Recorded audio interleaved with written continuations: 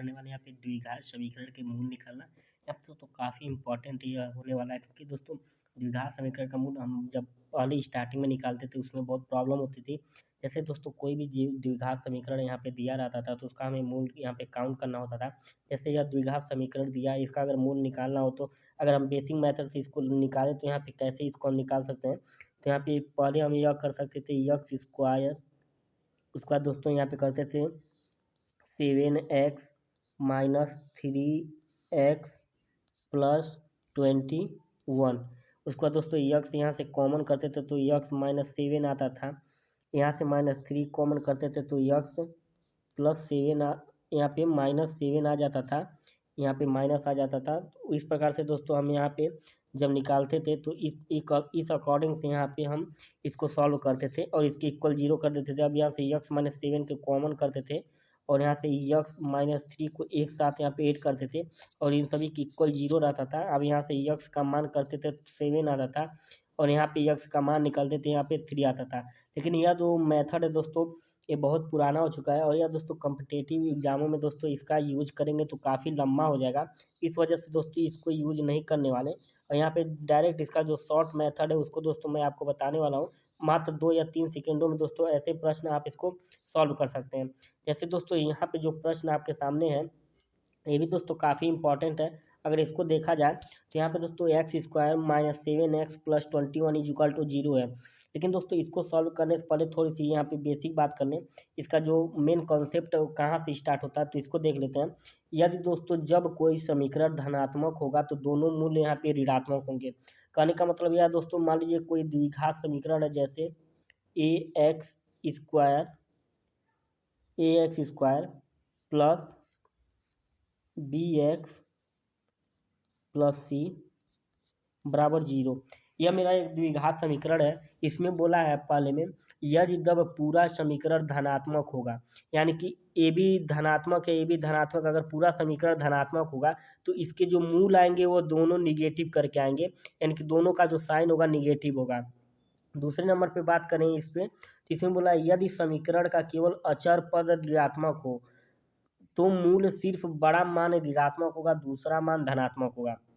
यानी कहने का मतलब यह दोस्तों अगर यह मान जो है, कहने का मतलब यह है कि अगर यह जो मान है, अगर यह जो मान है यह सिर्फ यहाँ पे ऋणात्मक हो, अगर यह मान सिर्फ यहाँ पे ऋणात्मक हो यह वाला मान, तो यहाँ पे जो इसका मान हो जाएगा, यहाँ पे इसका जो मान होगा, जो बड़ा यहाँ पे होगा, जो बड़ा मान होगा वह ऋणात्मक हो जाएगा। यानी कि जैसे दो मान अगर आएंगे, अगर मान लीजिए यहाँ पे 7 आ जाए और 12 आ जाए तो जो बड़ा मान है यह ऋणात्मक होगा और यह मान मेरा क्या होगा, धनात्मक होगा, इस प्रकार से। और तीसरे नंबर में बोला गया है यदि समीकरण का केवल x गुणांक ऋणात्मक हो तो दोनों मान धनात्मक होंगे। यानी कि यह जो मान है, इस मान को अगर यहाँ पे देखा जाए तो यह जो मान होगा यहाँ पे, अगर यह जो मेरा अचर पद जो है यक्स का गुणांक अगर ऋणात्मक हो, अगर यक्स का गुणांक अगर यह वाला पद हमारा टोटल अगर ऋणात्मक हो और यह सभी धनात्मक हो तो यहाँ पे जो मान होंगे दोनों की मान यहाँ पे पॉजिटिव आएंगे, यानी 12 भी पॉजिटिव होगा और 7 भी यहाँ पे पॉजिटिव होगा, यानी दोनों धनात्मक मान होंगे। यदि एक्स स्क्वायर के मान को छोड़ के बाकी दो मानों का यहाँ पे ऋणात्मक होगा।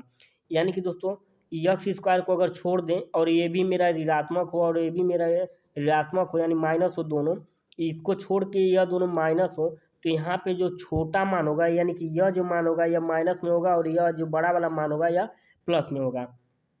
अब दोस्तों प्रश्न में चलते हैं, प्रश्न में देखते हैं कि यहाँ पे इसका जो कॉन्सेप्ट है किस प्रकार से है। तो यहाँ पे x square minus 10x plus 21 है। तो सबसे पहले क्या करना है, आपको 21 को लेकर आना है, इसके दो खंड करने हैं। दो खंड कैसे करने हैं कि यह दोस्तों जोड़ने और घटाने पे यहाँ पे 10 आ जाए और गुणा करने पे 21 आ जाए। तो मैं कर रहा हूँ कि 7 और 3 कर दूँ, 7 और 3 कर दूँ तो 7 3 को 21 हो जाएगा, जोड़ेंगे तो 10 हो जाएगा और गुणा करेंगे तो 21 हो जाएगा। इस प्रकार से हम कर लेते हैं। लेकिन अब यहाँ पे देखेंगे कि इसका जो साइन है वो साइन किस प्रकार से है। तो यहाँ पे साइन की बात की जाए दोस्तों तो यहाँ पे जो साइन है यहाँ पे आपका माइनस है, यहाँ पे आपका प्लस है। यानी कि जब हमने देखा कि x का जब कोफिशिएंट जो होगा, x का जो गुणांक होगा अगर यह ऋणात्मक होगा तो दोनों मान धनात्मक होंगे। यहाँ पे दोनों मान धनात्मक होंगे तो यानी ए बी पॉजिटिव में होगा और ए बी पॉजिटिव में होगा। तो आपका आंसर यहाँ पे क्या होने वाला है, 7 और 3। 7 और 3 किस आंसर में, ऑप्शन नंबर सी में, तो यह आपका आंसर बिल्कुल सही हो जाएगा। ऐसे ही अगले प्रश्न में यहाँ पे देखा जाए तो यहाँ पे x² + 10x + 21 है।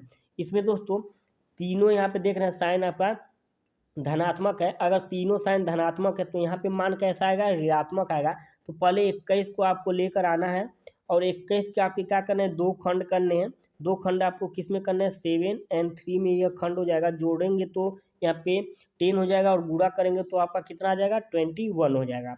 अब जो जब दोनों मान यहाँ पे धनात्मक है तो इसका जो मान हो जाएगा यह कितना हो जाएगा, ऋणात्मक हो जाएगा। यानी -7 और -3 आपका आंसर ऑप्शन नंबर 1 यहाँ पे बिल्कुल सही है। अगले प्रश्न में यहाँ पे बात की जाए तो यहाँ पे 21 को आपको लेकर आना है, 21 को। अब यहाँ पे दोस्तों इसके दो खंड पहले आपको बना लेने हैं, यानी कि 7 और 3 में कर रहे हैं तो दोस्तों यहाँ पे 21 तो हो जाएगा, लेकिन यह वाला जो नहीं हो पा रहा है, यानी कि इसको करने के लिए आपको क्या करना पड़ेगा, इसको अगर हम कर रहे हैं तो इसका मान करने के लिए हमें क्या करना पड़ेगा, यानी कि हमें करना पड़ेगा 7 में से हमें 3 को घटाना पड़ेगा। यानी कि इसका जो खंड हो जाएगा वो कितना हो जाएगा, उसका जो खंड हो जाएगा 21 का, यह 7 और 3 हो जाएगा। अगर 7 और 3 यहाँ पे इसका खंड हो गया, 7 और 3 इसका खंड हो गया तो इसका जो मान होगा किस प्रकार से होगा। अगर मान लीजिए आपकी जब यहाँ पे एक मान निगेटिव होता है और यहाँ पे एक मान पॉजिटिव होता है तो इसमें बोला है कि जो बड़ा मान होगा वह मान ऋणात्मक होगा, यानी यह मान ऋणात्मक हो जाएगा और यह मान धनात्मक हो जाएगा। आपको स्टार्टिंग में मैंने इसको दिखाया था, जैसे यहाँ पे आपको दिखाया था कि यदि जो है सिर्फ अचर पद जो है ऋणात्मक रहे, यदि अचर पद आपका ऋणात्मक रहे, यानी कि ऑप्शन नंबर जो सेकेंड वाला इसमें देखिए, यदि केवल समीकरण का अचर पद ऋणात्मक हो तो मूल का बड़ा मान ऋणात्मक होता है, दूसरा मान धनात्मक हो जाता है। तो यहाँ पे देख रहे हैं कि जब अचर पद यहाँ पे ऋणात्मक है तो मूल का जो बड़ा मान है वह ऋणात्मक हो जाएगा और जो छोटा मान है वह क्या हो जाएगा, धनात्मक यहाँ पे हो जाएगा। यानी कि यह जो बड़ा मान है यह ऋणात्मक और छोटा मान यहाँ पे धनात्मक हो जाएगा। -7 और 3 ऑप्शन नंबर बी में आपका आंसर यहाँ पे फिल है। अगले प्रश्न में देखा जाए दोस्तों, यहाँ पे पहले तो हमें कुछ नहीं करना, 21 का जो है इसको हमें पहले इसका दो गुणनखंड बनाना है। यानी कि 21 का हमने दो गुणनखंड बनाया, किसमें बना, 21 का हमने जब दो गुणनखंड बनाया तो 7 और 3 में इसका गुणनखंड बना।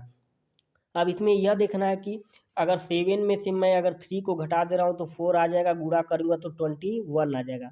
लेकिन जब दोनों मान अगर यहाँ पे ऋणात्मक है, यानी यक्स का जो गुणांक है वो भी ऋणात्मक में है और अचर पद का जो गुणांक है वो भी ऋणात्मक में है, तो इसमें आपको यह पता चला था कि जब दोनों मान यहाँ पे प्लस होते थे तो टोटल जो हो जाता था माइनस हो जाता था।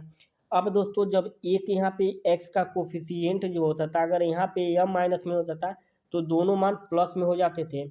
अब लेकिन दोस्तों दोनों अगर ऋणात्मक हैं, यहाँ पे अगर दोनों मान ऋणात्मक हैं तो यह जो छोटा मान है यह ऋणात्मक हो जाता है, बड़ा मान धनात्मक हो जाता है। यानी ऑप्शन नंबर जो यहाँ पे आपका ऑप्शन नंबर यहाँ पे आपका जो डी है यहाँ पे आपका बिल्कुल सही होने वाला है। तो आई होप दोस्तों आपको वीडियो समझ में आई होगी। अगर वीडियो पसंद आए तो चैनल को सब्सक्राइब कर लीजिएगा, वीडियो को लाइक कर लीजिएगा और अपन दोस्तों में से शेयर कर लीजिएगा। तो चलिए मिलते हैं ऐसे नेक्स्ट वीडियो में।